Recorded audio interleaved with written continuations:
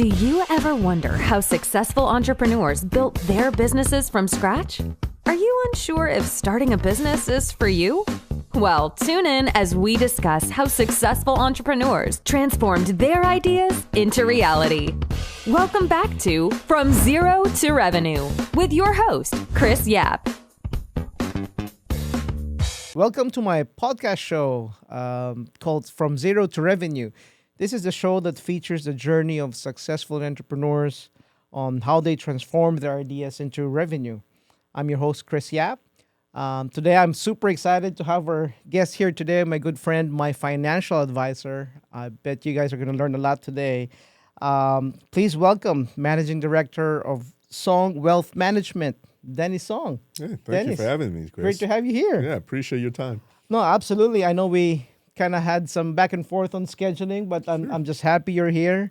Well, Dennis, please tell us a little bit about Song Wealth Management and about you and what you specialize in. Sure. Well, Song Wealth Management, I started this journey many years ago, but in a nutshell, what we try to do is provide a real customized financial planning and investment management that's really not available to ordinary individuals. That is, through my background, I really try to manage investments and risks that you don't ordinarily see in a financial advisor. Along with that, I try to provide custom planning for individuals as well, and trying to minimize taxes and produce a good outcome for them to live their financial lives and goals. That's more or less a quick summary of what I do. I'm sure we'll dive a little bit deeper into. Yeah, sure. Now, you obviously have a lot of competitors in the market. Mm-hmm. I can answer this question, but what I was going to ask you is, what makes your customer choose you over your competitors? Yeah, I think with anything in the financial business, trust is probably the paramount point. Yes. That you have to, build trust with your clients.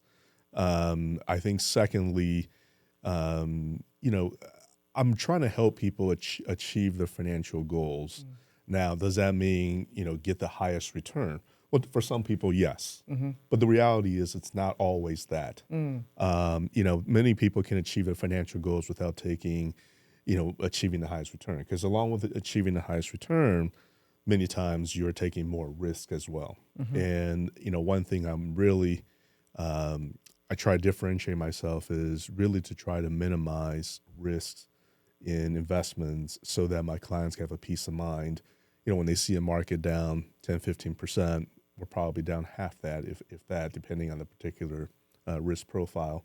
But that's where I try to, differentiate myself, is that to provide a ride that's smoother for clients, while generating returns, but really managing risk and getting to the objective that they're trying to solve. Right. And,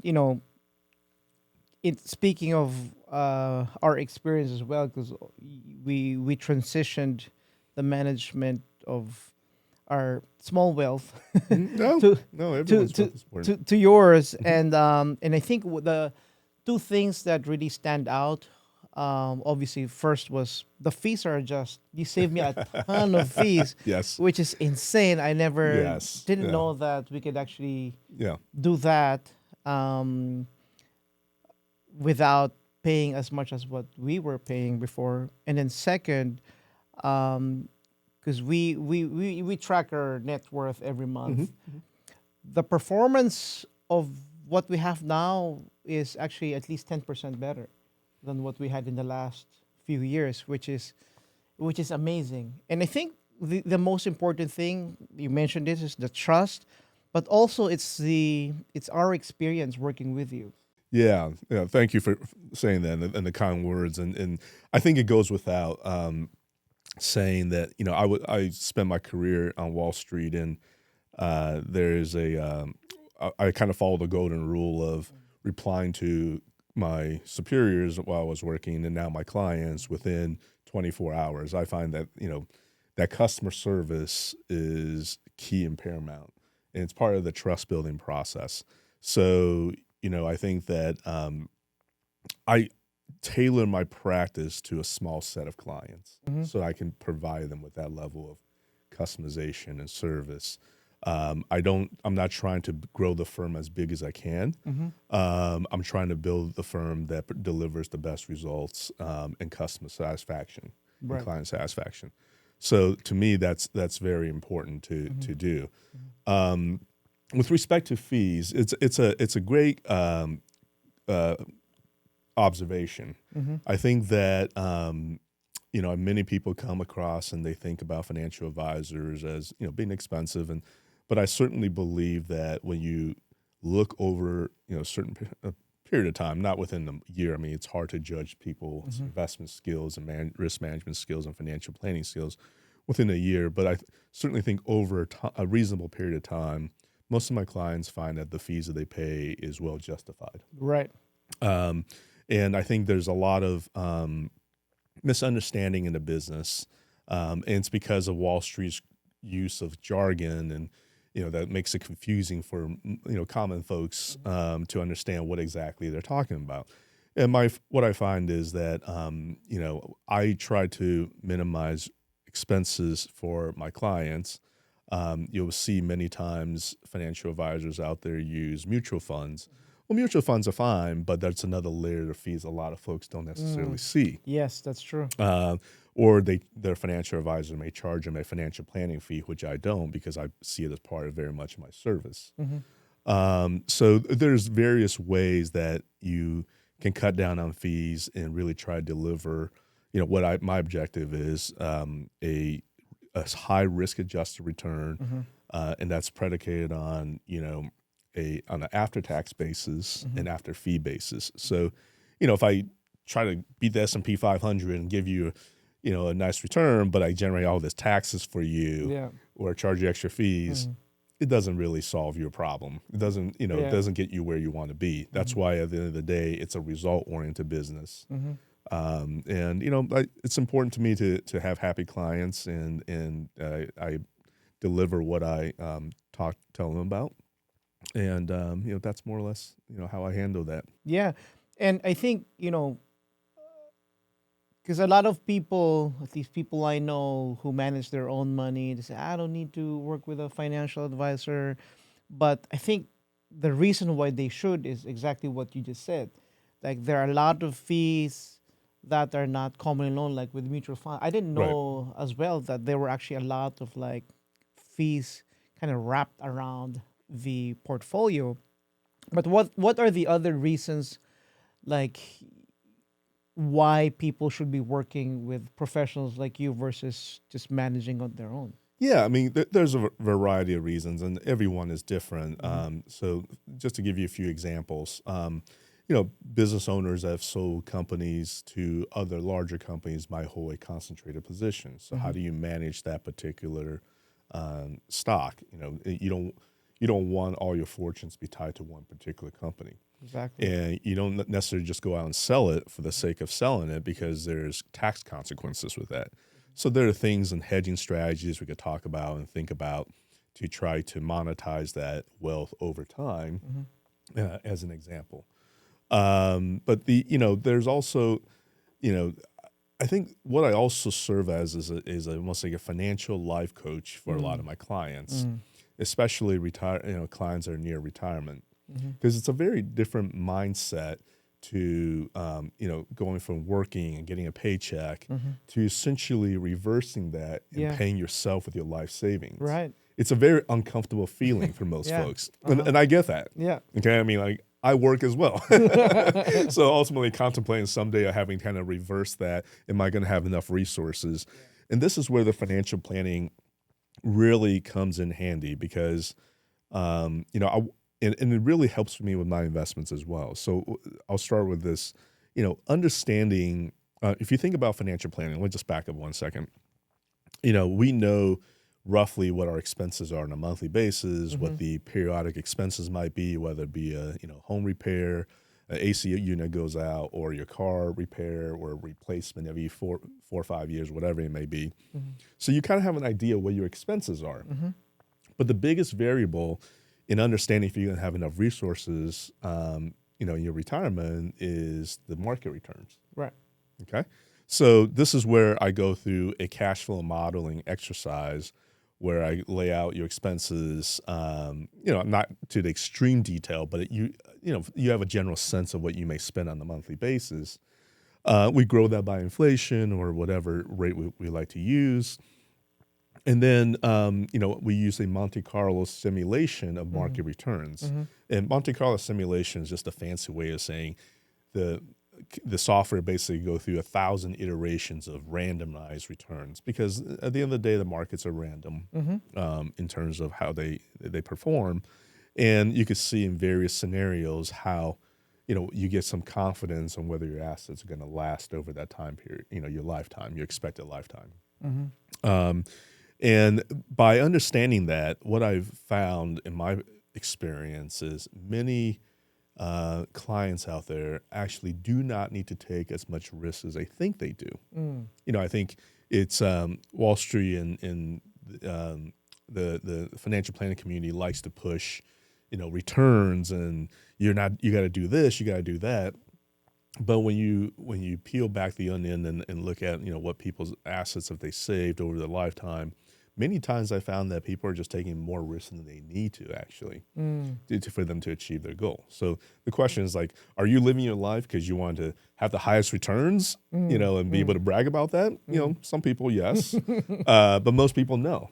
Most people want to be able to live their lives and not have to worry about the financial plan, whether or not they have enough resources. Right. And tying this back to investments, this is how, when I go through the exercise, we could discover exactly the right amount of risk someone should take. And, and that allows them to sleep better at night, that knowing that their portfolio may not be taking as much risk as they are, but they're going to achieve their goals. Right. Conversely, you might have people that might, well, that's a pretty ambitious retirement plan. Maybe we could look at areas where we can cut back to make our resources last longer. So those are the things that, the both of them go hand in hand. It's kind of like tax planning. I'm not a CPA. I have people I work with. I can refer clients to a CPA, but the key is, I try to manage their taxes because I understand. I do tax planning for some of my clients, so I understand where they stand on a annual basis, and we try to manage the gains and what tax bracket they're in, so they're not caught in their paying a higher Medicare premium 2 years down the road when they do the look back, and so things like that we really consider in investments. So it's not just, hey, go pick the stocks, go pick a sector, go invest, generate highest returns. It's a very comprehensive thing and specific to the particular client. Right. Yeah, and I think the big value there is, obviously you've been doing this for decades, not to throw your age, but you've been doing this for a while, and obviously you've seen the gains, the gaps, the mistakes in the industry, your colleagues and whatnot.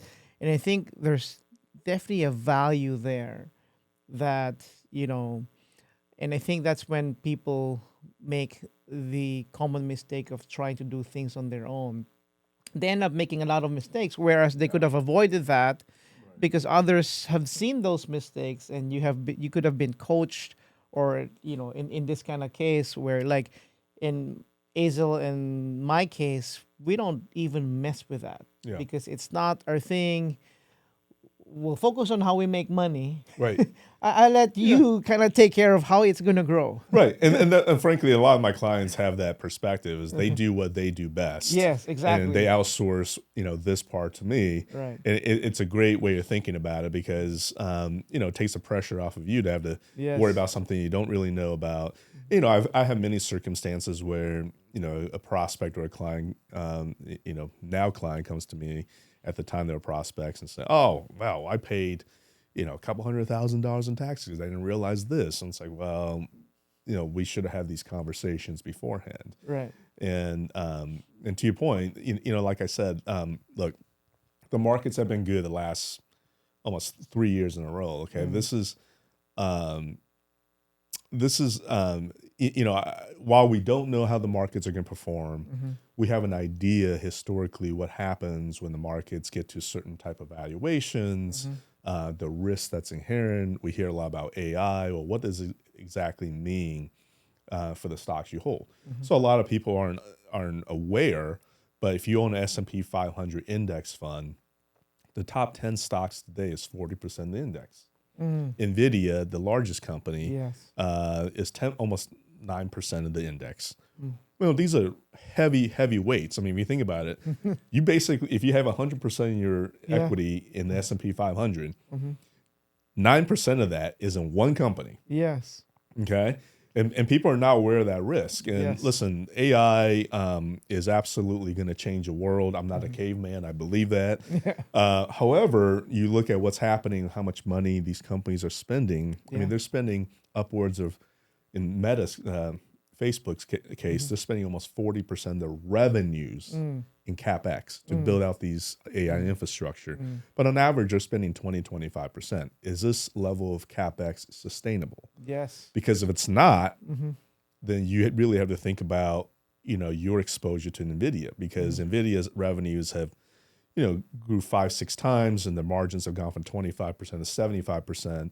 And if you're buying that stock where you hold a substantial amount of that, you are banking on that trend continuing. And I'm not saying that it won't. I just think that there's a high likelihood at some point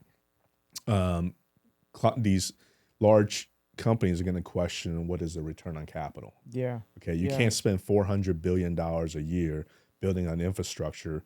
And by the way, I don't pay for my AI. Well, that's not true. I pay a couple $100. But most people don't pay for the AI. And when you have 4 or 5 guys competing out there, the ability to monetize, meaning eventually make money from AI, it's highly questionable. So those are things that you should think about. And so I'm sorry to go into such detail, but this is where the kind of the value add in kind of having 100%. A question and think about, hey, what kind of risk do you really have in your portfolio? And are you comfortable with that? Yeah, exactly. And this is why I think it's important to be, working with someone like you, because, it's so intricate, right? And for someone, let's say, for example, someone who's making, let's say for a physician, right? Yeah, they make a lot of money, or even entrepreneurs, but they're focused on what they do. The intricacies of things that's not really heard in the news, you could easily get lost in the woods just trying to even understand it. For me it's overwhelming. But you mentioned about the investments going into these big companies, and you worked for BlackRock, JP Morgan, you worked at Wall Street for a long time. How did that experience kind of play into your decision to have your own wealth management company? Good question. I've spent 20 years on Wall Street. Started my career at Bear Stearns as an investment banking analyst, and worked as a private equity associate at JP Morgan before working, going to business school and then coming back and working at Wall Street for another 9 years as a hedge fund analyst and portfolio manager. So I think what I would say is I've seen how companies think about raising capital, how they think about merging with companies, how they think about raising money. I've seen how Wall Street tries to sell the product to the buy side, meaning mutual funds and mom and pops and individuals. So I've kind of seen it all in terms of the value chain. And so I try not to fall into the various traps that are set out there necessarily. But what ultimately transitioning to your more question, more specifically, how I decided to start my own firm and how is I've always been an entrepreneur. So growing up, I had a paper route. I sold the most new subscriptions and knocking on doors, do things the hard way. And always had an interest in owning my own business. But, after you get out of college, you go on Wall Street, you go the traditional path. And frankly, one path led to another. And I turn around and it's been 15, 20 years. So I had a plan that what I really enjoyed was investing. And I always tell people, if I didn't work on Wall Street, my next job would probably be a teacher. I enjoy teaching people Wow. about how things work. Mm-hmm. And so this giving financial advice to individuals and helping them achieve their goals was a very natural transition. Yes. So I would say almost 10, 15 years before I actually started my firm, I already had this inkling in the back of my mind that, hey, I think this is a path I want to go down. Mm-hmm. So when I ultimately made the shift to the wealth management side about 9 years ago, I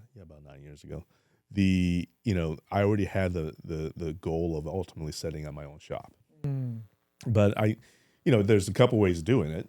You can set up your own shop and go out there and try to raise money with the clients. And people know my background. I'll probably do some of that. But the reality is, I don't want to make any mistake with my clients' money.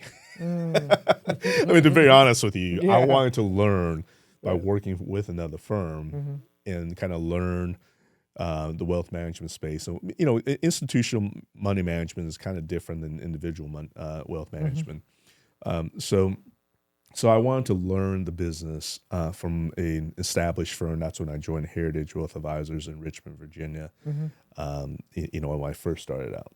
And that was a great learning experience. I'm sure. Really taught me how to work with individuals, what to look for, how to, the money management side doesn't really change. It's the working with the individuals and trying to help them achieve their goals and the risks, like I talked about.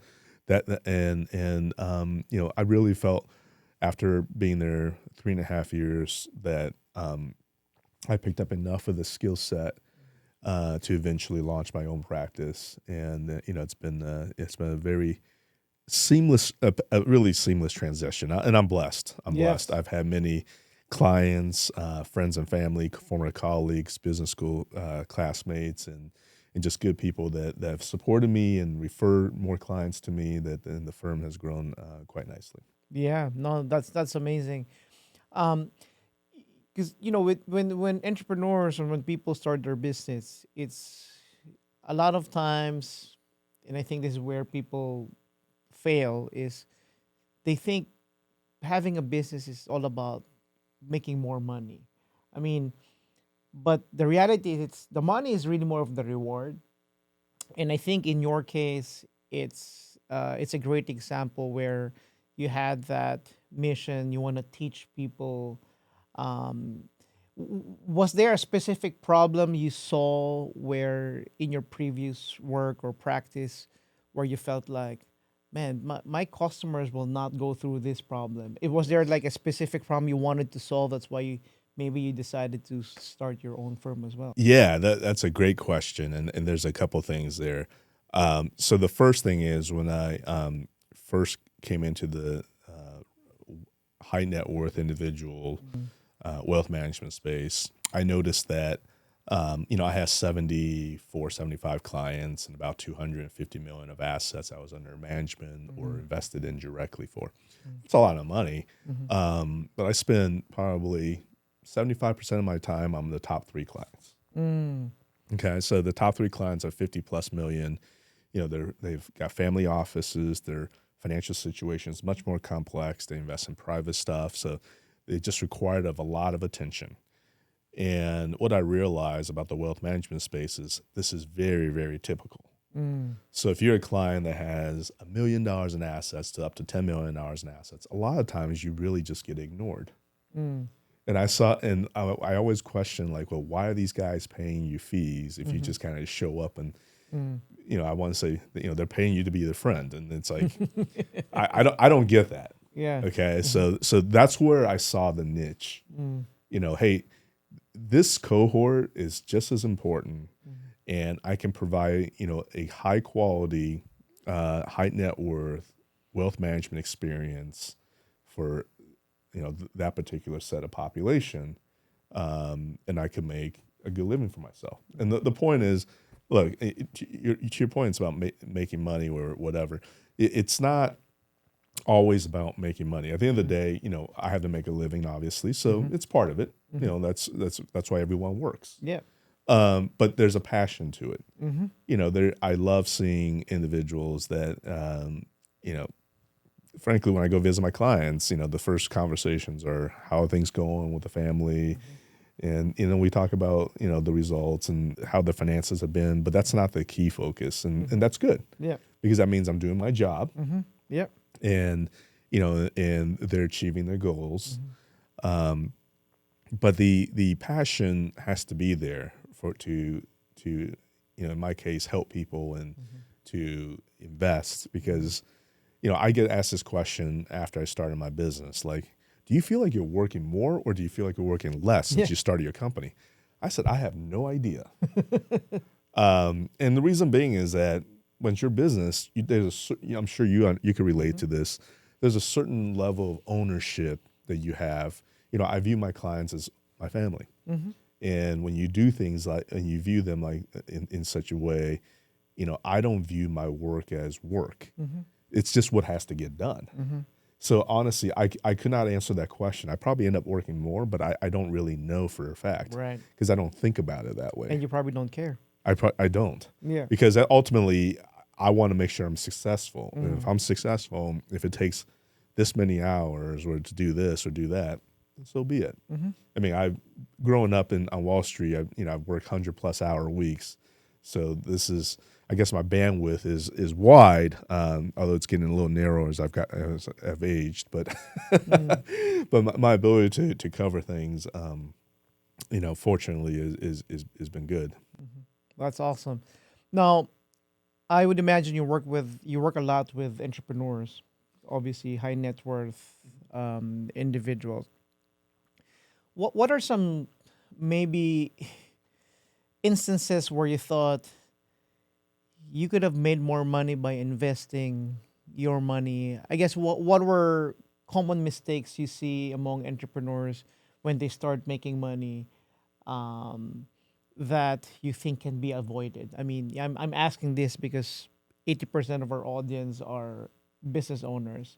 So I think because you work with entrepreneurs, especially managing their money, what are the common mistakes you see that entrepreneurs are making that they could easily avoid? Yeah, I mean, obviously, I think entrepreneurs are the most resourceful folks. And frankly, they are risk takers, right? And that's okay. Yeah. And that's okay, because you need risk takers and entrepreneurs to to really develop and build new things. I mean, think about Elon Musk. Okay, I mean, like, he's a risk taker. I mean, how many times did people tell him that EVs are not possible? Right. I mean, you think about it. It takes a person with a different mindset to basically will his way to turn a Tesla into a company that it is. Okay, so as such, I think there's a few things that people should think about. Is number one, separate your business a little bit from your finances is sometimes a little bit difficult. Because, you probably invested a bunch of your net worth into your company. Okay. So, understand, at some point, I think some separation of that too is good, because you don't want all your wealth to continue to be tied up in the business. 100%. Right. You want that diversification over time, so that, I've got a client who unfortunately, has owned his own business, have kind of gone up and down through the cycles and kind of never cashed out. And, he's 80 years old now, but unfortunately those bankruptcies that he's gone through his cycle, that he's kind of rode, drained him a lot of his retirement savings. Not that he's hurting now. I mean, but the reality is, he should be in a much better position than he is. But he just never took out anything. He took on personal guarantees. And he's got life insurance backing the loans, and it's very messy. And so it's important to think about diversification, and slowly kind of scoring away little nuts here and there for your retirement, so you could separate the business from your personal wealth eventually. Right. So it's something important to think about. And then secondly, and it's also, a lot of entrepreneurs like to, the serial entrepreneurs, they like to build things. At some point, some people want to move on and do other things. And so when they have a liquidity event and want to exit their company, there, some consideration to think about at that point is, that might be a good way to take some chips off the table rather than roll it into the next venture, which you may or may not be good at, or stepping away from kind of the daily running of the existing company may be something that's hard to do because that's what they've known. Right. So those are things to think about. And then, I kind of alluded to it earlier, but a couple of entrepreneurs clients that I have, they own big positions in companies, publicly traded companies, because they sold their business to them. And then the question comes in: how do you handle that, and how do you manage that risk? Because it is a risk. When you own a publicly traded company, they can miss earnings, or there could be a missed product cycle or something to that effect. And I'm just using very general terms. And then causes 50% decline in stock price. Yeah. And then you're sitting there wondering why you didn't diversify, or why didn't you just sell and take the tax hit? And so those are things that one should think about. Yeah. No, I think those are definitely great points to consider.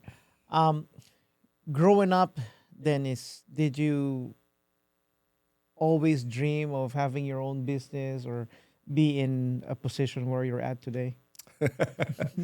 Yes, I'm. As I mentioned, I've always been an entrepreneur at heart, I think. And I would, I have my paper routes, but I always think about different ways to make money. I think there's no, there was a point in my life where my family was not economically well off, and I think that puts a lot of drive in people. Yes.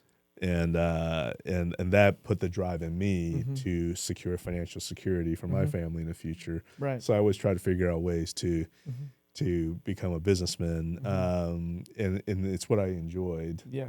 But frankly, when I went to college and came out, and you kind of get into a salary man's perspective.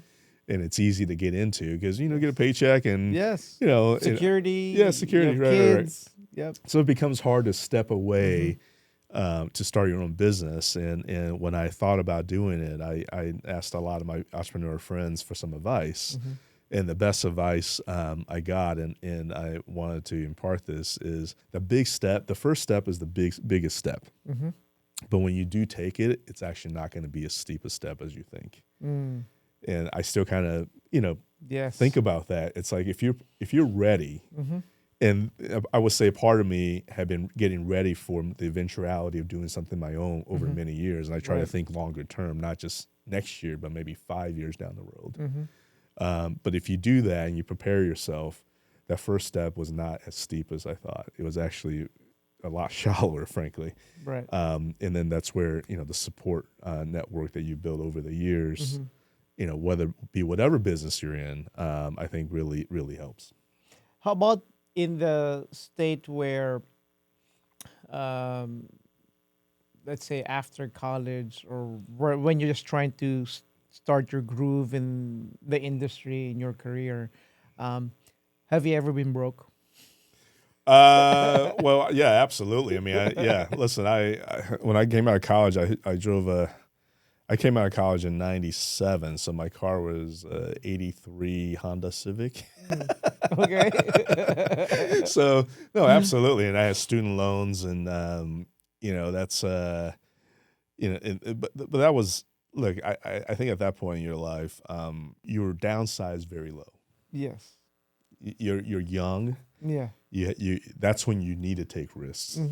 I love that. Yeah, yes, and if you can repeat it one more time, I think that's a great advice.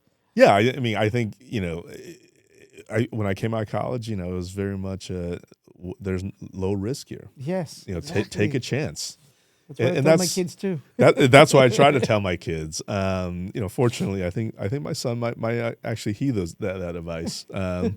But I think that you don't know a whole lot in the world, so yes, take risks, but also be willing to listen and learn. 100%. Right. That's the important caveat there. Right. Be willing to listen and learn. Yeah.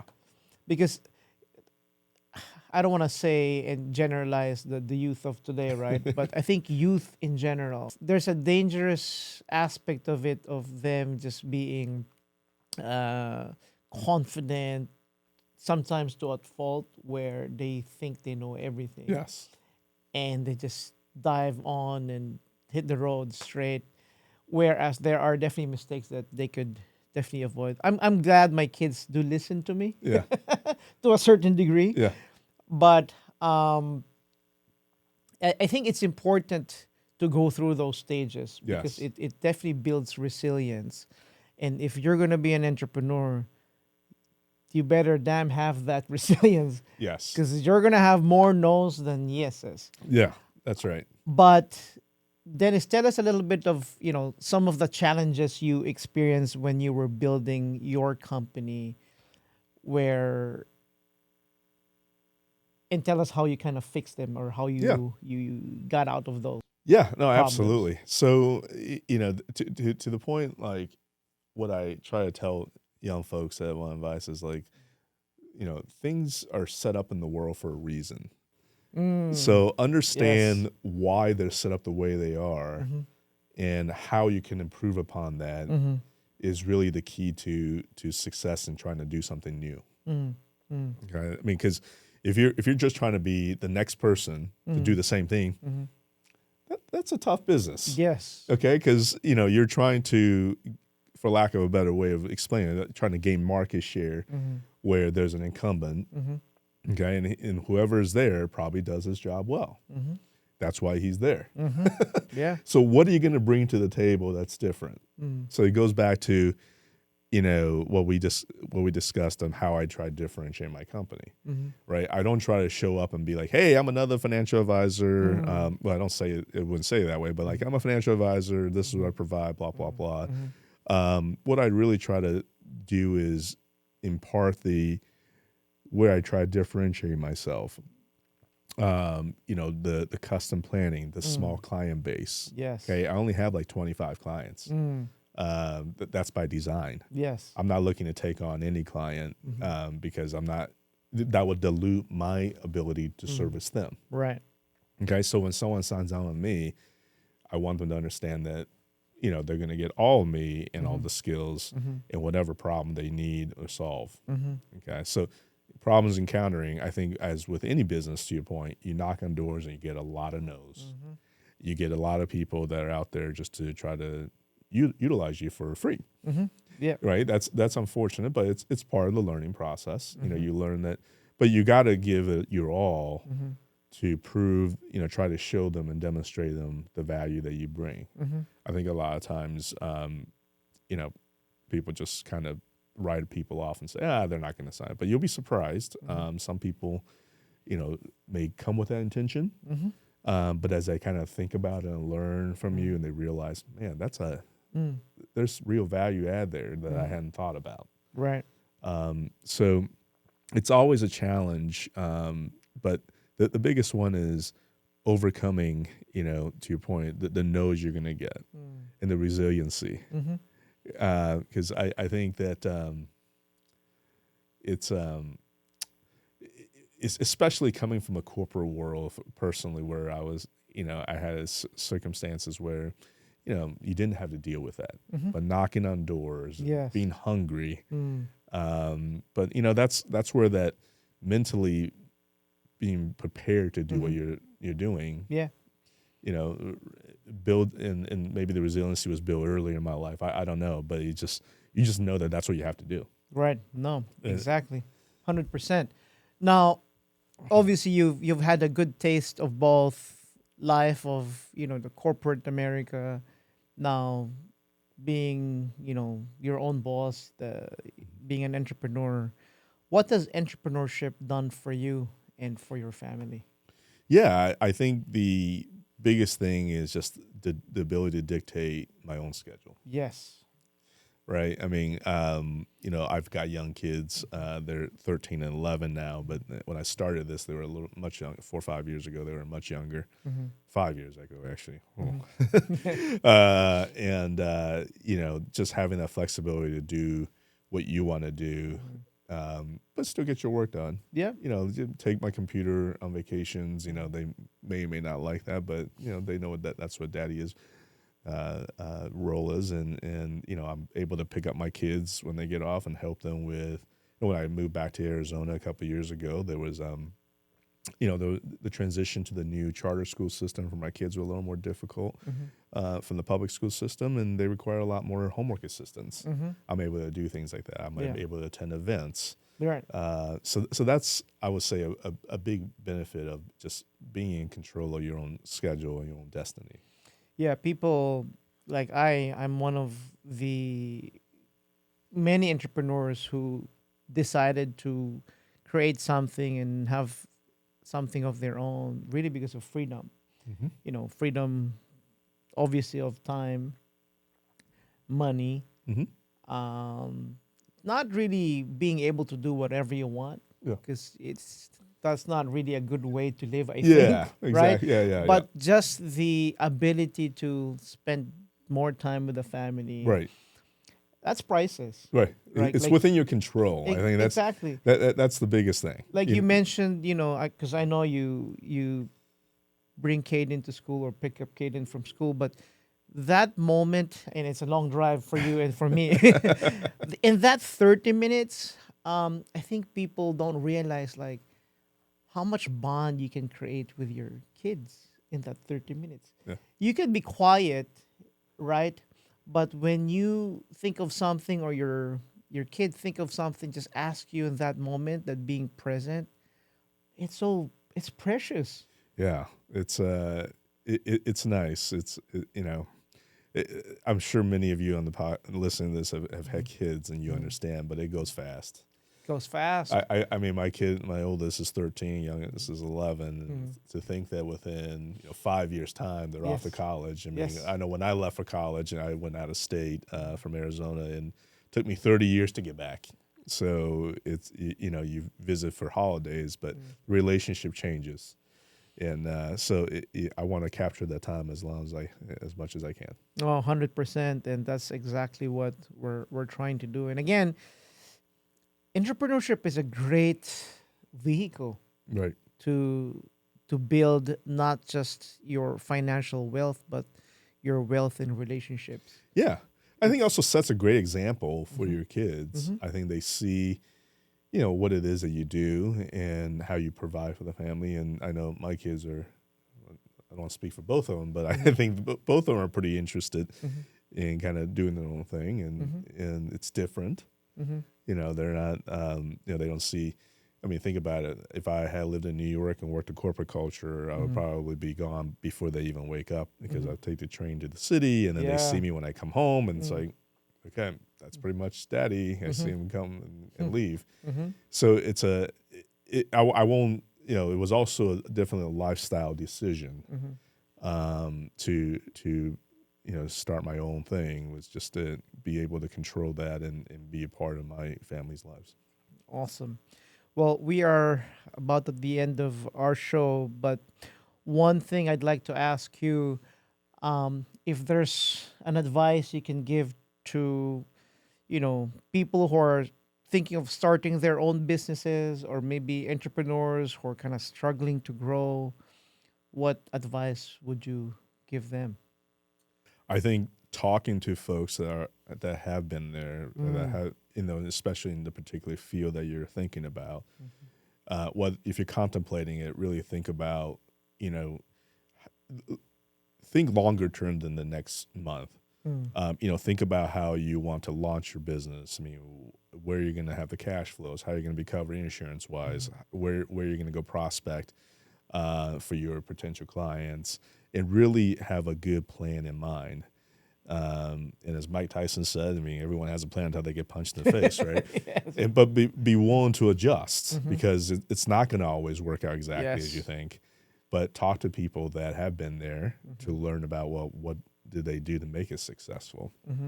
And it's, I don't think the world is that complicated. I think you just have to hustle. And if you hustle and, you bust, hump, you'll be fine. I think that's what the world rewards. Make sure that you but don't be blind in doing that. Do it with a purpose. think about what it is that you're trying to accomplish and how you want to go about doing it.